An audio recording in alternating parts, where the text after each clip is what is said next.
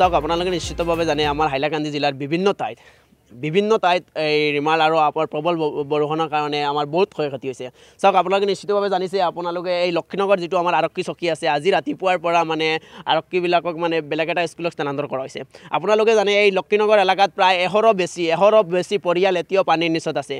100 বেছি পানীৰ নিচত আছে আমাৰ লক্ষীনগৰ মানে আমাৰ যিটো ওচৰত যিটো দলেশ্বৰ নৈ আছে এই দলেশ্বৰ নদীটো মানে নদী বান্ধৰ কাৰণে আৰু আপোনাৰ নদী খনন কৰা নাই আৰু যিবিলাক মানে নদীৰ বান্ধ আছে এইবিলাক দিয়া নাই ডিস্ট্ৰিক্ট এডমিনিষ্ট্ৰেশ্যনে এইটোৰ ওপৰত একো গুৰুত্ব দিয়া নাই আজি 4-5 বছৰৰ পৰা অলপমান বৰষুণৰ কাৰণে অলপমান হেৰিৰ কাৰণে আমাৰ এলেকাটোৰ মানুহ ৰাইজে ভুক্তভোগীছে আপোনালোকে নিশ্চিতভাৱে জানে আমাৰ কৰিমগঞ্জ ডিস্ট্ৰিক্টৰ পৰা অহা একমাত্ৰ ৰাস্তা যিটো অল আমাৰ আনিপুৰ ৰোড এতিয়া মানে চলাচল বন্ধ হৈ গৈছে এতিয়া আজি ৰাতিপুৱাৰ পৰা একো গাড়ী চলিব পৰা নাই আপোনালোকে নিশ্চিতভাৱে দেখিছে যে আমাৰ কৰিমগঞ্জ ডিস্ট্ৰিক্টৰ পৰা অহা একমাত্ৰ ৰাস্তাটো বন্ধ হৈ গৈছে আমাৰ আৰক্ষী চকী ইয়াত আমাৰ মানে যিবিলাক বিদ্যালয় আছে বিদ্যালয়বিলাকৰ এনেকুৱা পৰিস্থিতি আছে ইয়াৰ মানে 100 বেছি পৰিয়াল এতিয়াও পানীৰ তলত আছে আপোনালোকে নিশ্চিতভাৱে দেখিব পাৰে আমি ডিস্ট্ৰিক্ট এডমিনিষ্ট্ৰেশ্যনক